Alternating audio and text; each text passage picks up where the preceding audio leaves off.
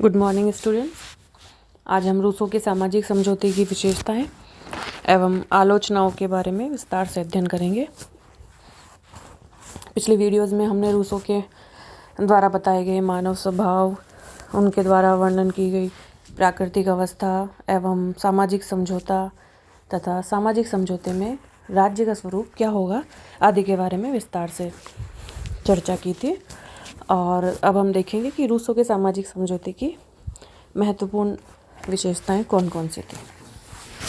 Rousseau के सामाजिक समझौते को हम सरलता से इन विशेषताओं के माध्यम से समझ सकते हैं, जिनमें से पहली है, सामाजिक समझौते के अंतर्गत व्यक्ति अपनी संपूर्ण शक्ति व अपने अधिकारों को सबको समर्पित कर देता है।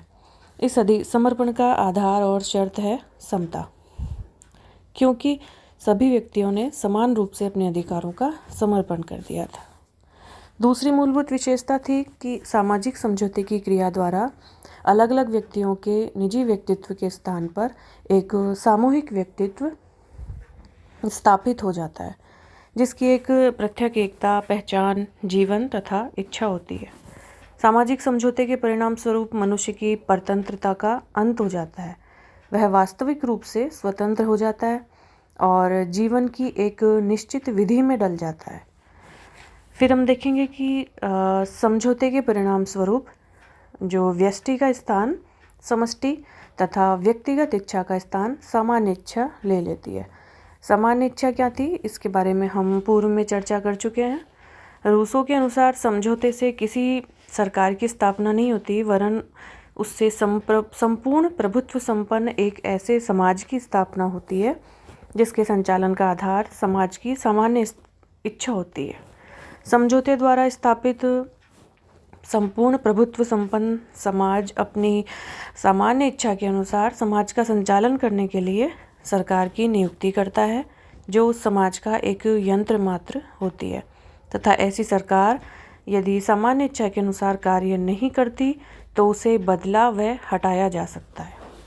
इस समझौते के द्वारा व्यक्ति कुछ भी नहीं खोता, क्योंकि जो अधिकार वह दूसरों को अपने ऊपर देता है वही अधिकार वह समाज के प्रत्येक व्यक्ति पर प्राप्त कर लेता है। फिर हम देखेंगे कि रूसो के अनुसार जो समझौता है वो कोई घटना नहीं है जो कि बार बार घटती हो। ये तो एक निरंतर चलने वाला क्रम है, जिससे प्रत्येक व्यक्ति सामान्य इच्छा में निरंतर भाग लेता रहता है। तो इस प्रकार एक राज्य जो है वो सावयव राज्य है, ऑर्गेनिक। प्रत्येक व्यक्ति राज्य का अविभाज्य अंग होने के कारण राज्य से किसी भी प्रकार अलग नहीं हो सकता और ना ही व्यक्ति राज्य के विरुद्ध आचरण कर सकता है। इस प्रकार रूसो का सामाजिक जो समझौता था, हॉब्स और लॉक के समझौते से भिन्न होते हुए भी प्रभावित अवश्य है। हॉब्स की भांति रूसो ये मानता है कि समझौते के लिए उत्सुक व्यक्ति ने अपने संपूर्ण अधिकार बिना किसी शर्त के समर्पित कर दिए। यद्यपि यह अवश्य है कि हॉब्स के गंतव्य के विपरीत ये अधिकार किसी एक व्यक्ति या व्यक्ति समूह को नहीं सौंपे गए। लॉक की भांति रूसो ने यह स्वीकार किया कि समझौते के बाद संपूर्ण सत्ता समाज में निहित रहेगी। वहाँ लॉक की तरह व्यक्ति अब भी समान अधिकार रखते हैं।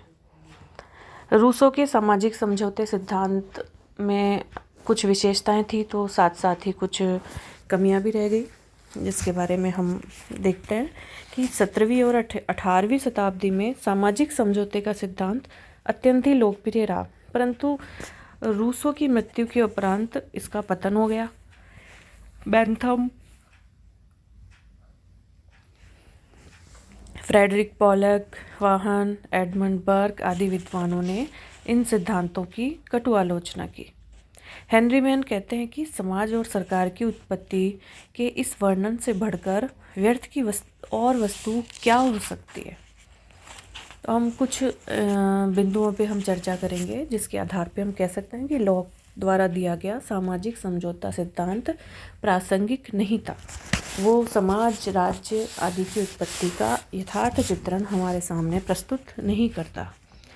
पहली है कि रूसो ने जिस प्राकृतिक अवस्था की बात की वो काल्पनिक है। जो चित्र रूसो प्रस्तुत करते हैं वो निराधार एवं काल्पनिक है। ऐतिहासिक तथ्य किसी भी प्रकार प्रमाणित नहीं करते कि मनुष्य ऐसा शांतिमय, सुखमय और आदर्श जीवन कभी जीते थे। फिर उसके बाद हम आते हैं रूसो द्वारा बताए गए मानव स्वभाव पर। उन्होंने जिस मानव स्वभाव की व्याख्या की वो भी गलत धारणा पर आधारित है।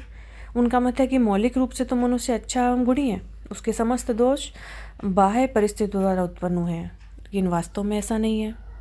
फिर हम बात करते हैं जो एक विचित्र विरोधाभास रूसो हमारे समक्ष प्रस्तुत करते हैं कि रूसो के अनुसार ये समझौता व्यक्ति और समाज में होता है, और दूसरी ओर रूसो ये कहते हैं कि सामाजिक समझौते का परिणाम है। यह एक विरोधाभास है जो समझौते की धारणा को असंगत बताता है। फिर हम देखेंगे कि सामाजिक प्रगति के सिद्धांत का रूसो विरोध करते हैं। रूसो कहते हैं कि जैसे जैसे सभ्यता, समाज, विज्ञान, ज्ञान आदि का विकास होता गया, मनुष्य के जीवन का पतन होता गया। फिर रूसो कहते हैं कि राज्य समझौते का नहीं,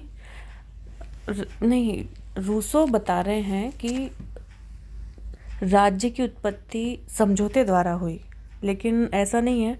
कोई भी राज्य है, राज्य अपने आप में एक बड़ी संस्था है, वो सिर्फ एक कॉन्ट्रैक्ट के माध्यम से निर्मित नहीं की जा सकती।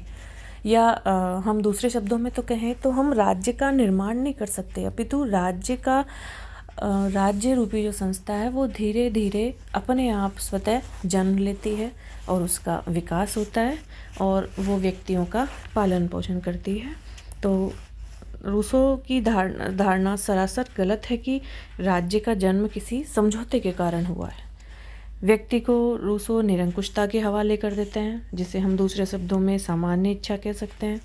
इसी प्रकार रूसो ने जो व्यक्ति की स्थिति बताई है वह अत्यंत ही हास्यपद है कि व्यक्ति को दोहरा व्यक्तित्व प्रदान करके रूसो बताते हैं कि शासन के स्वरूप में तो वह नागरिक है और कानूनों का आदेश पालन करने के रूप में वो प्रजा है, अर्थात वह नागरिक और प्रजा दोनों है। अर्थात उदाहरण के लिए मैं कहना चाहूँ तो कि अगर एक व्यक्ति को राज्याज्ञा से फांसी पर लटकाया जाता है तो रूसो के अनुसार उसके संबंध में ये कहा जा सकता है कि एक नागरिक की तरह अपने आप को फांसी पर लटकाए जाने की आज्ञा दी और एक प्रजा की तरह राज्याज्ञा का पालन करते हुए फांसी पर लटक गया। तो ये नहीं समझने आने वाली एक विचित्र बात रूसो ने हमारे सामने प्रस्तुत की। और रूसो का जो राज्य था वो एक प्रकार से हम कहें जो हॉब्स ने जिस राज्य की या संप्रभु की बात की, लेवियाथन, तो उसे दूसरे शब्दों में हम शीश कटा लेवियाथन की संज्ञा भी दे सकते हैं। यद्यपि हॉब्स के लेवियाथन की तरह सामान्य इच्छा से निर्देशित होने के कारण संप्रभु निरंकुश नहीं है, लेकिन सामान्य इच्छा क्या है इसका निर्धारण करने का एकाधिकार उसके हाथों में केंद्रित है, अतः व्यवहारिक रूप से वो निरंकुश हो जाता है। तो रूसो के सामाजिक सिद्धांत के बारे में हमने विस्तार से चर्चा की और देखा कि रूसो के सामाजिक समझौते सिद्धांत का क्या महत्व था, क्या उसकी मूलभूत विशेषताएं थी और क्या उसमें